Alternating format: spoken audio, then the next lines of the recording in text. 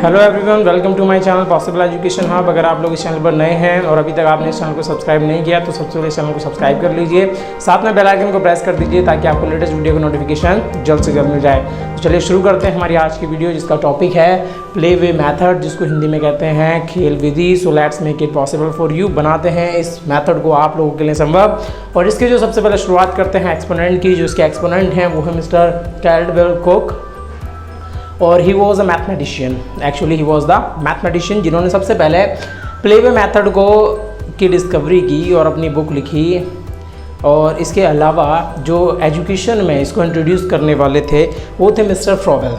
Mister Froebel was the person who introduce the play way method in education system, but the discoverer of this method is mister Caldwell cook. कभी भी आपसे पूछा जाए इन दो नामों में बहुत ज़्यादा लोग कंफ्यूज होते हैं, इसलिए मैं आप लोगों को पहले क्लियर कर देना चाहता हूँ। ही वॉज अ मैथमेटिशियन, सबसे पहले डिस्कवरी इन्होंने की थी, लेकिन एजुकेशन के फील्ड में अप्लाई करने वाले ये थे। कौन? Mr Froebel. ओके, चलिए स्टार्ट करते हैं। Play way method is the flexible method of teaching which aims to impart knowledge in a friendly and natural atmosphere where the learners get an opportunity to express themselves freely and frequently.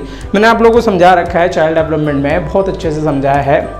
क्या समझा है कि एक बच्चे को सबसे ज़्यादा जो काम करना पसंद होता है वो होता है खेलना।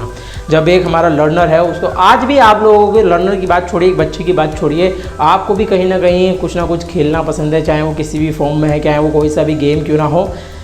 इवन मैं बात कर लेता हूँ फिर से पबजी की, कोई सा भी मोबाइल है, COC है, COD है, कॉल ऑफ ड्यूटी है, जो जितने भी मोबाइल गेम्स हैं, किसी को कुछ पसंद होता है, किसी को इंडोर गेम्स, किसी को आउटडोर गेम्स, लेकिन खेल हर किसी को किसी न किसी रूप में पसंद होता है, चाहे वो कोई सा भी खेल हो। लेकिन खेल, कोई ना कोई खेल हमेशा इंसान खेलता ज़रूर रहता है और उसको पसंद होता है क्या करना? खेल खेलना। तो ये जो हमारा मेथड है play way method, so guys one of the most important method, क्योंकि इसमें ये एक ऐसा मेथड है जिसमें एक लर्नर का ओवरऑल डेवलपमेंट होता है। ध्यान दीजिए मेरे शब्दों में, मैं कह रहा हूँ ओवरऑल डेवलपमेंट। जितना एक हमारा लर्नर खेल खेल में जो चीज़ें सीखता है, उतनी चीज़ों को सिखाने के लिए आप स्पेशली टेक्निक लगा लीजिए, मेथड लगा लीजिए, इम्पॉसिबल सी चीज़ें मैं आगे बात करूँगा। मैं ऐसा क्यों कह रहा हूँ, मेरे शब्दों को मैं मूर्त रूप प्रदान करूँगा, मैं बिल्कुल कॉन्क्रीट लेवल तक बताऊँगा आप लोगों को क्या मैंने ऐसा क्यों कहा, कि आपको स्पेशल टेक्निक लगानी पड़ेंगी बाकी चीज़ों को सिखाने के लिए। लेकिन अगर आपने प्ले वे मेथड यूज़ कर लिया तो ओवरऑल डेवलपमेंट की गारंटी है। चलिए बात कर लेते हैं सबसे पहले हम लोग इसकी। हाँ, तो ये तो हमारी बात हो गई थी कि जो टीचिंग है इसका जो मुख्य एम होता है वो नॉलेज को किस तरीके से देना चाहता है, फ्रेंडली एंड नेचुरल एटमॉस्फेयर में, एक दोस्ताना माहौल में और एक प्राकृतिक तरीके से, where the learners get an opportunity, जहां एक लर्नर को मौका मिल जाता है टू एक्सप्रेस देमसेल्फ फ्रीली, जहां वो अपने आप को आसानी से क्या कर पाता है? एक्सप्रेस कर पाता है, एंड फ्रीक्वेंटली, और लगातार निरंतरता के साथ में। खेल खेलना किसको पसंद नहीं होता है? आप बोलिए क्लास में जाकर के बच्चों आज हम एक गेम खेलेंगे, और बच्चे कैसे खुश हो जाते हैं, रिमेंबर। तो चलिए सबसे पहले बात कर लेते हैं कुछ डेफिनेशंस की। तो डेफिनेशन में पहले J.S. रॉस की बात चल रही है। Play is a joyful, spontaneous and creative activity in which the man finds fullest self expression. कहने का मतलब यहाँ ये है, ये कहते हैं कि जो हमारा खेल का जो मेथड है वो एक जॉयफुल है, स्पॉन्टेनियस मतलब जो सोता है मतलब जो अपने आप आती है, एंड द क्रिएटिव एक्टिविटी, और एक ऐसी रचनात्मक क्रिया है इन विच मैन फाइंड्स, मैन यहाँ ये जो लर्नर जो इंसान है वो पाता है फुलेस्ट सेल्फ एक्सप्रेशन, वो अपने आप को खुल के एक्सप्रेस कर सकता है। अगर आपको किसी के एक्सप्रेशन देखने हो तो उसको गेम में देखिए, है ना। आप जितना भी फुल्ली एग्रेशन होता है, जैसा भी उसका नेचर होगा, एक गेम के अंदर आपको पता चल जाएगा कि वो एक्चुअल में किस नेचर का पर्सन है, क्योंकि वहाँ पे वो सेल्फ एक्सप्रेशन अपने आप को पूरी तरीके से एक्सप्रेस कर चुका होता है। नेक्स्ट हम लोग बात कर लेते हैं थॉमसन की डेफिनेशन की। ये कहते हैं play is the impulse to carry out instinctive actions. Actions का मतलब यहाँ ये है, जो सर्टेन की जो निश्चित की बात चल रही, जो इम्पल्स ही क्या करता है, हमारी जो क्रियाएं हैं उनको क्या देता है? आवेग प्रदान करता है। जो कुछ निश्चित क्रियाएं, सहज क्रियाएं हैं, उनको क्या करता है? आवेग प्रदान करता है। कौन? हमारा प्ले वे मेथड। नेक्स्ट हम लोग बात कर लेते हैं क्रो एंड क्रो की definition. Play is the activity in which a person engage himself when he is free to do what he wants to do. मतलब कहने का ये है कि वो खेल एक ऐसी एक्टिविटी है जिसमें एक इंसान इंगेज, अपने आप को इंगेज करता है, शामिल करता है, व्हेन ही इज फ्री, जब वो क्या होता है? फ्री होता है, and to do what he wants to do, और वो जो करना चाहता है वो उस गेम के अंदर करता है। नेक्स्ट हम लोग बात करते हैं फ्रॉवेल की। One of the most important definition, play is the highest phase of child development. ध्यान से समझिए, जो हमारा खेल है वो सबसे ज़्यादा हाईएस्ट फेज का है, उन्होंने सबसे ज़्यादा ऊंचा फेज है किसका? चाइल्ड डेवलपमेंट का, and the source of all that is good, और ये सारी चीज़ों का सोर्स है ना गाइस। तो समझ रहे हैं आप लोग समझ रहे हैं आज के टाइम हमेशा गेम्स की इंपॉर्टेंस समझिए। और आप आज के टाइम पे लोग गेम्स की इंपॉर्टेंस समझ चुके हैं कि एजुकेशन सिस्टम में गेम्स की क्या इंपॉर्टेंस है। और आप लोगों को पता है कि इंडिया इज़ गेटिंग प्राइजेस, कितने ज़्यादा ओलंपिक्स मेडल्स इंडिया स्कोर करना शुरू कर दिया है। क्यों? क्योंकि अब इंडिया में गेम के ऊपर स्पेशल फोकस दिया जा रहा है। चाहे वो कोई सा भी रिजर्वेशन समझ लीजिए, इंडिया में गेम्स को प्रमोट करने के लिए रिजर्वेशन से लेकर के हर एक इस पर स्पोर्ट्स कॉलेज से लेकर के, स्पोर्ट्स एकेडमी से लेकर के, स्टेडियम से लेकर के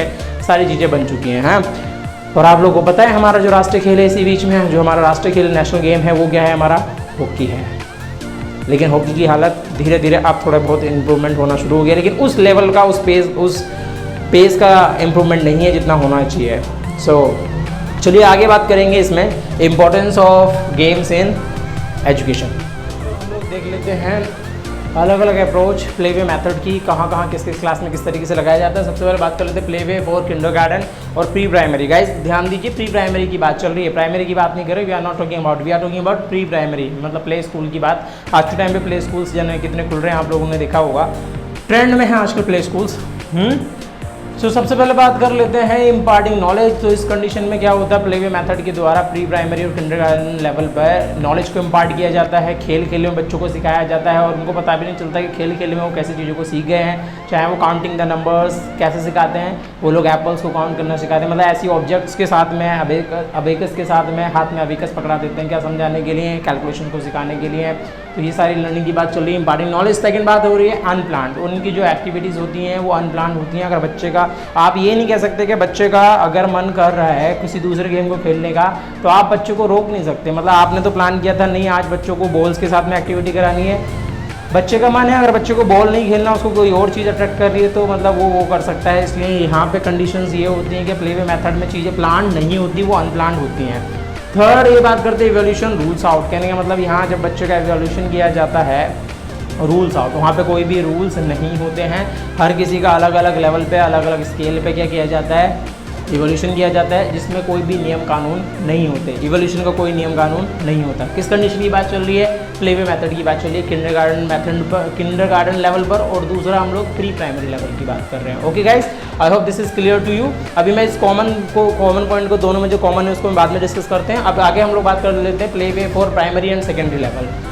तो प्राइमरी लेवल पर एनहेंसिंग स्किल्स, जो उन बच्चों की स्किल्स हैं, जो लर्नर की स्किल है उसको एनहेंस किया जाता है, चाहे वो फिजिकल हो, चाहे वो सोशल हो, कोई सी भी जो हमारी स्किल्स हो, मेंटल स्किल्स हो, फिजिकल हो, हाउ टू प्लान। आगे बात कर लेते हैं, नेक्स्ट बात कर लेते हैं हाउ टू प्लान। ये सारी की सारी जो स्किल्स हैं, कैसे प्लान करना है, क्या स्ट्रेटजी बनानी है हेल्दी वे। लेकिन हमेशा याद रखिए एक हेल्दी स्पिरिट के साथ में गेम को खेलना चाहिए। जस्ट अ गेम, सिर्फ खेल को खेल की तरह खेलिएगा, उसमें एक लोग क्या पर्सनल हो जाते हैं थोड़े से। लेकिन हाँ वही है कि उस टाइम पे लोग क्या करना शुरू कर देते हैं, अपने आप को एक्सप्रेस करते हैं, बेटर एक्सप्रेस करते हैं जब लोग किसी गेम में होते हैं। नेक्स्ट हम लोग बात करते हैं प्लान। तो ये पूरी तरीके से प्लान होते हैं प्राइमरी लेवल पे, और हमारे सेकेंडरी लेवल पर जो प्ले वे मेथड है टोटली प्लान होता है।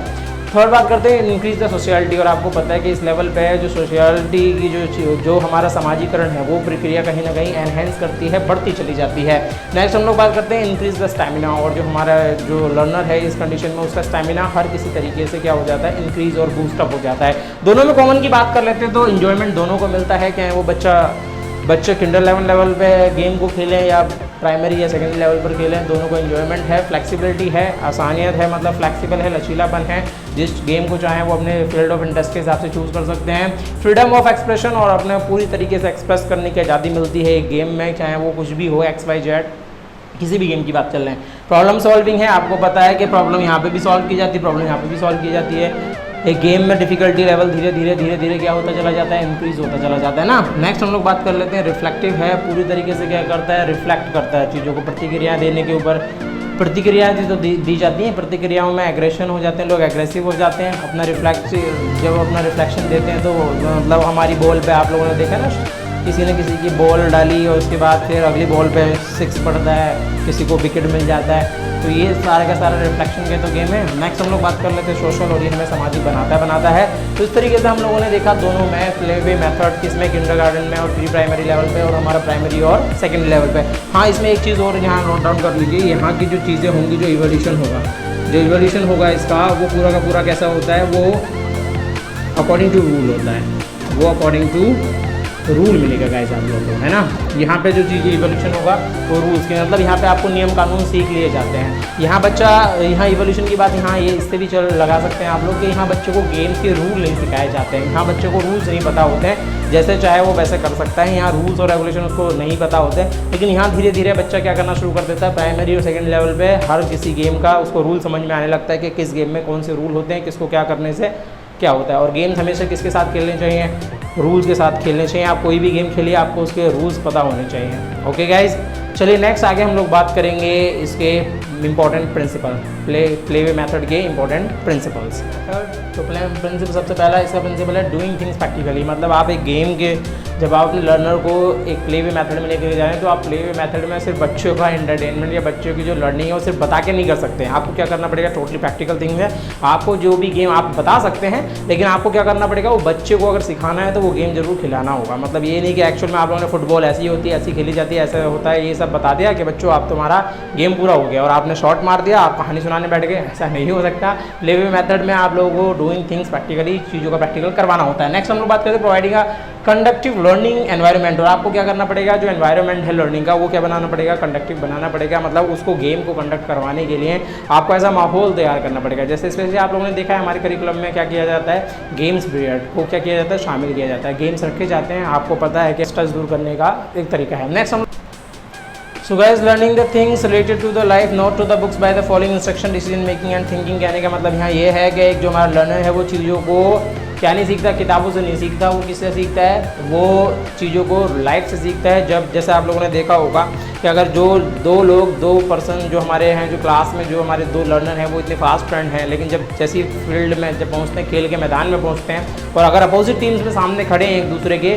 तो जान लगा देते हैं अपनी टीम के लिए। मतलब उनको जीतना ही होता है, एनी हाउ। मतलब वहाँ पे कोई दोस्त नहीं है, कोई दुश्मन नहीं है, उसमें जो सामने जो हमारे खड़ा है बस उसके ऊपर क्या करना है, हमने लीड करना है। तो ऐसी चीज़ें देखी जाती हैं कि जो क्लास में रूम में जो पढ़ाई लिखाई में हमेशा दोस्ती दिखाते हैं, वो खेल के मैदान में एक दूसरे से क्या बन जाते हैं, एक दूसरे के कॉम्पिटिटर बन जाते हैं। तो ये सारी की सारी चीज़ें मतलब जो लाइफ लेसन देती है वो लेसन किसी भी किताब में नहीं लिखा होता।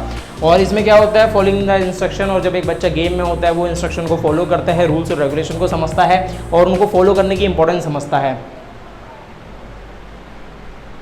रिस्पॉन्सिबिलिटीज़ होती हैं, तो उसी टाइम पर डिसीजन क्या करना पड़ता है, इंस्टेंट लेना पड़ता है। आप लोगों ने सुना होगा कि पबजी में लोग ये कह रहे हैं ना, PUBG is a good thing, क्योंकि उसमें जो डिसीजन मेकिंग पावर है वो इंक्रीज़ करती है लोगों की, किस टाइम पे क्या डिसीजन लेना है, कहाँ भागना है, कहाँ दौड़ना है। सो मैनी थिंग्स, उस गेम्स के बारे में भी चीज़ें चल रही हैं कि वो डिसीजन मेकिंग को एनहेंस कर रहा है ना गाइज।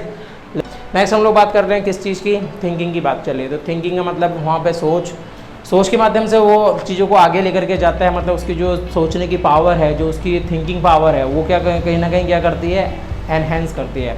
नेक्स्ट हम लोग बात कर लेते हैं using method that suits the need and the interest of the student. तो हम लोग को ऐसे मेथड और ऐसे तरीक़ों की ज़रूरत पड़ती है जो किसके हिसाब से हो, एक लर्नर के हिसाब से, कंडीशन को कहीं ना कहीं सूटेबल होनी चाहिए।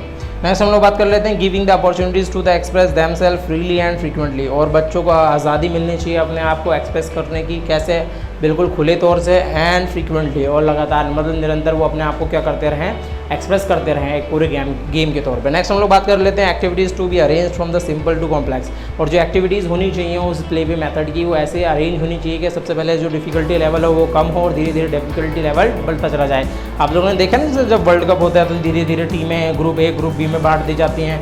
ग्रुप ए के मैचेस होते चले जाते हैं और उसमें से फाइनल, सेमीफाइनल और फाइनल में जाकर के दो टीमें आपस में आकर टकराती हैं। तो मतलब ये वो बेस्ट चूज़ करते चले जाते हैं। 4 जैसे 8 लोगों ने पार्टिसिपेट करना शुरू करे तो पहले 8 के 4 बने, 4 से 2 बने, फिर 2 फिर आपस में टकराते हैं, ऐसा होता है। सो गाइज, आई होप आप लोगों को समझ में आया होगा कि हमारा जो प्ले वे मेथड है वो लर्निंग का सबसे बेस्ट मेथड इसलिए भी है क्योंकि आप लोग, जैसे मैंने आप लोगों से शुरुआत में कहा था कि ओवरऑल डेवलपमेंट है। सो गाइस, ये वाकई में ओवरऑल डेवलपमेंट है। हम लोगों ने जिन चीज़ों को डिस्कस करा, ये सारी की सारी चीज़ें किसी और दूसरे मेथड से केवल बुकिश नॉलेज प्रोवाइड कराई जा सकती है, बच्चों की इमेजिनेशन पावर को बढ़ाया जा सकता है। लेकिन जो रियल टाइम एक्सपीरियंसेस मिलते हैं वो ज़्यादातर कहाँ मिलते हैं, हमें खेल के मैदान में मिलते हैं। जब बच्चा प्ले वे मेथड को यूज़ करता है उस टाइम पर जो उसके जो लर्निंग का जो पेस है वो इतना एनहेंस कर जाता है, मतलब ओवरऑल डेवलपमेंट उसको इमोशनल लेवल पे, उसका फिजिकल, उसका मेंटल, हर एक लेवल पे उसका जो डेवलपमेंट है वो क्या कर जाता है, इंक्रीज़ कर जाता है। तो गाइस, इसी के साथ हमेशा याद रखिएगा,